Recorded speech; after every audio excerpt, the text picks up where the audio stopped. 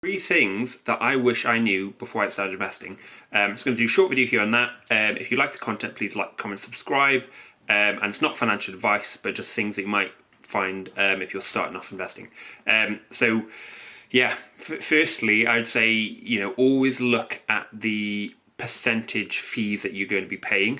Luckily, I found this relatively early in my journey, but what's a little bit trickier is there are a number of other incentives that providers give you, and while they're not, they might be quite good incentives, like 1% cash back on anything you put in there, or 100% cash back on a minimum amount that you put in there, that type of thing.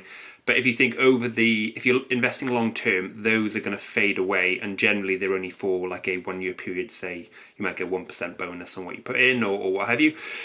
But what's going to be really key is the fees you're paying, because compounding is really helpful.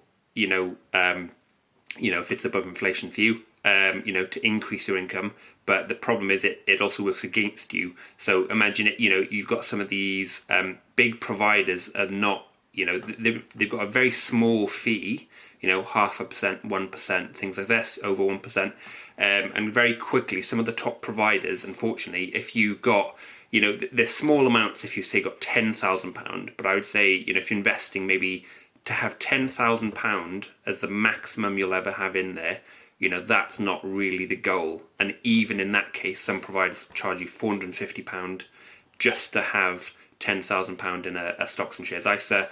Others will, be charging zero. So, straight away you've got quite a big difference there.